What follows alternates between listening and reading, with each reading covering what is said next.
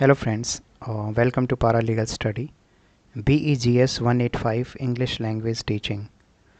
इसकी जो last unit है हमारी बेसिक्स ऑफ असेसमेंट, तो थर्ड ब्लॉक की ये लास्ट यूनिट है। और वैसे अगर पूरे कोर्स में अगर हम देखें तो पूरे कोर्स की ये लास्ट में यूनिट पड़ती है जो कि 12th यूनिट होगी अगर स्टार्टिंग से आप यूनिट वाइज उसको काउंट करोगे तो ये जो यूनिट है हमारी बेसिक्स ऑफ असेसमेंट। तो जो बेसिक्स हैं असेसमेंट के वो क्या हैं इसको हम देखेंगे। तो काफ़ी छोटी यूनिट है, इसमें काफ़ी कुछ मीन्स आपको इतना ज़्यादा नहीं करना।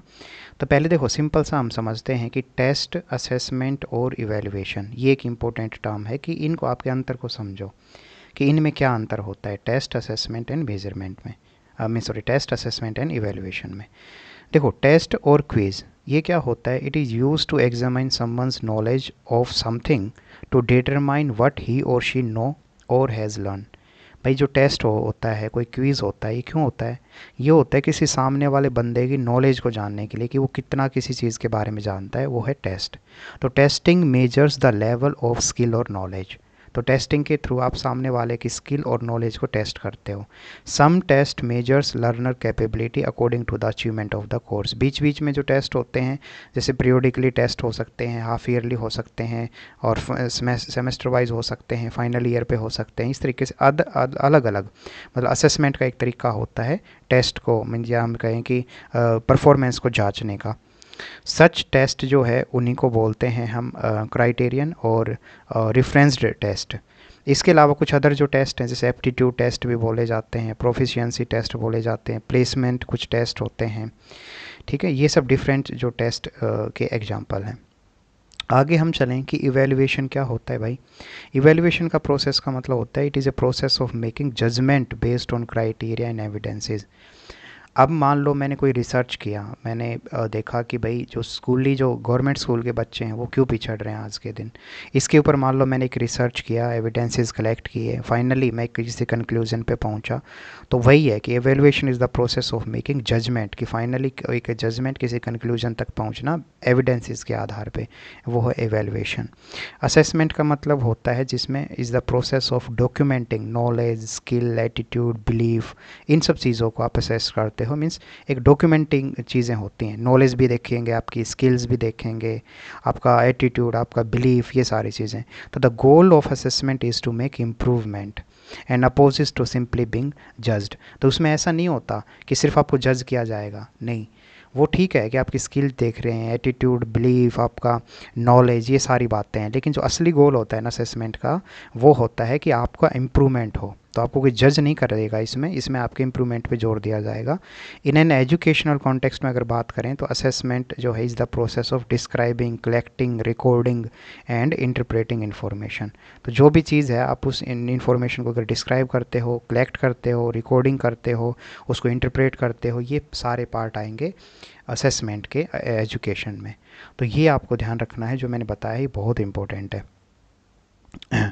नेक्स्ट है, अगर हम बात करें कि difference between summative assessment and formative assessment, तो ये जो दो टाइप के असेसमेंट है फ्रेंड्स, इनमें क्या अंतर है। देखो एक्चुअल में फॉर्मेटिव जो असेसमेंट होता है ना, ये क्या है, the goal of formative assessment is to monitor students learning, to provide ongoing feedback that can be used by instructor to improve their teaching। भाई अगर मान लो फॉर्मेटिव असेसमेंट का मतलब होता है स्टूडेंट्स लर्निंग को मॉनिटर करना, तो वो उस हिसाब से फिर टीचर अपने आप में उसकी जो टीचिंग्स है उसमें क्या वो बेहतर कर सकता है, किस तरीके के इम्प्रूवमेंट कर सकता है, ये फ़ायदा होता है फॉर्मेटिव असेसमेंट का। और इसमें क्या होता है, ये फॉर्मेटिव असेसमेंट में generally help student identify their strength and weakness. Students की क्या स्ट्रेंथ है, क्या वीकनेस है, ये हम इससे पता लगता है। इसके अलावा help faculties recognise where students are struggling, कि कहाँ पे स्टूडेंट्स जो हैं वो स्ट्रगल कर रहे हैं। जैसे मान लो अभी मैं कोई टॉपिक पढ़ा रहा हूँ और तो मैं वहाँ पे देखूँगा कि कौन कौन से टॉपिक जो हैं वो स्टूडेंट वहाँ पे लैक कर रहे हैं, उनको समझने में दिक्कत हो रही है। तो ये जो है कि कहाँ पे वो स्ट्रगलिंग कर रहे हैं, फिर उसको कैसे उन प्रॉब्लम्स को एड्रेस कर सकते हैं हम, और हर स्टूडेंट की स्ट्रेंथ वीकनेसेस क्या हैं, ये जो सारे जो हम इन चीज़ों को जो असेस्ट करते हैं, ये है फॉर्मेटिव असेसमेंट का पार्ट। ठीक है, तो इसमें प्रॉपर रिसर्च आपको चाहिए। इसके अलावा आपको एक प्रॉपर जो है बेहतर तरीके से डे टू डे बेसिस पे आपको टॉपिक्स जो है उसकी अंडरस्टैंडिंग और उस पर आपको काम करना होगा। दूसरा समेटिव जो असेसमेंट है वो क्या होता है, the goal of summative assessment is to evaluate student learning at the end of the unit, कि उसमें आप डे टू डे बेसिस या साथ के साथ नहीं करते हो असेसमेंट, उसमें फाइनली पूरी यूनिट कराने के बाद जो आप टेस्ट लोगे उसके आधार पे, और उसमें कुछ स्टैंडर्ड बेंचमार्क होंगे जो डिसाइड किए कि भैया आपने 100 नंबर का टेस्ट लिया है तो उसमें बोला जाएगा कि 33-35% जो है मिनिमम पासिंग क्राइटेरिया है। तो इस तरीके की चीज़ें उसमें डिसाइड होती हैं और इसमें इवेलुएट उसकी नॉलेज को किया जाएगा पूरा यूनिट कंप्लीट होने के बाद। इसको बोलते हैं समेटिव असेसमेंट। तो इसमें 2-3 तरीके से हो सकता है, मिड टर्म एग्ज़ाम होते हैं, फाइनल प्रोजेक्ट सबमिशन हो सकता है, फाइनल जो आपके एग्ज़ाम पेपर होते हैं वो हो सकता है। ये सब जो एग्जाम्पल हैं समेटिव के ही हैं। लेकिन अगर आप देखोगे ना फॉर्मेटिव जो मैंने ऊपर बताया, तो फॉर्मेटिव में ऐसा नहीं है। फॉर्मेटिव में तो आप फीडबैक लेते हैं, इसके अलावा आप उसमें उसमें टीचर्स की रिस्पॉन्सिबिलिटी ज़्यादा है। स्टूडेंट्स की वीकनेस समझना, उनकी स्ट्रेंथ समझना, कहाँ स्टूडेंट लैक कर रहे हैं, फिर उस प्रॉब्लम को उसको कैसे सोल्व किया जा सकता है, कैसे बेहतर टीचिंग को बनाया जा सकता है, ये सब फॉर्मेटिव असेसमेंट होता है।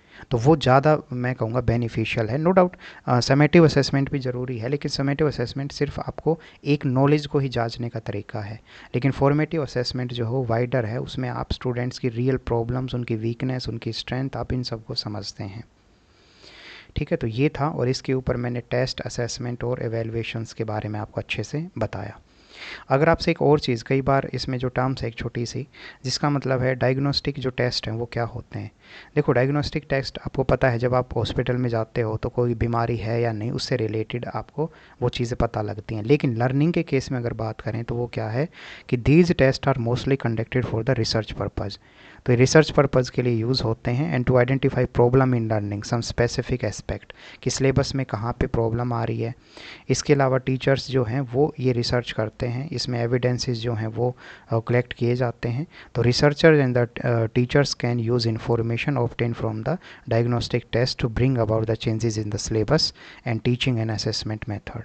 तो ये जो है कि इसमें जब रिसर्चर और टीचर मिल के इन्फॉर्मेशन जुटाएंगे तो वो देखेंगे कि भाई जो सिलेबस है उसमें क्या चेंज करना चाहिए, टीचिंग में क्या चेंज करना चाहिए, असेसमेंट एग्ज़ाम जो लेते हैं क्या उसमें कुछ MCQ लाएँ, क्या सारे रिटन फॉर्म में लें, क्या उसमें जैसे इग्नू करता है कि भाई 30% असाइनमेंट, 70% क्या था, ऐसे 70-30 पैटर्न करें।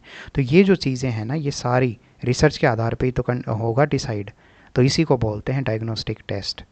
तो डायग्नोस्टिक टेस्ट जो है ये समेटिव असेसमेंट, फॉर्मेटिव असेसमेंट मैंने बताया, और इसके अलावा और जो इवैल्यूएशन और टेस्ट में क्या अंतर है, तो ये है। तो जिन भी स्टूडेंट्स ने नोट्स लिए हैं, काफ़ी स्टूडेंट्स ने नोट्स को अप्रोच किया है, तो उनको सभी को मैं यही कहना चाहूँगा फ्रेंड्स कि आप अपना बस लेक्चर सुन नहीं लिया आपने, तो नोट्स को बस एक बार आप देख लेना। तो इग्नू का जो ये मटेरियल है ना, ये आपको खोलने तक की ज़रूरत नहीं है, बिंदास नोट्स पढ़ो और लेक्चर सुनो, बस हो गया आपका काम। फिर आपको कोई एग्ज़ाम में दिक्कत नहीं आएगी, इतना मैं आपसे प्रॉमिस करता हूँ।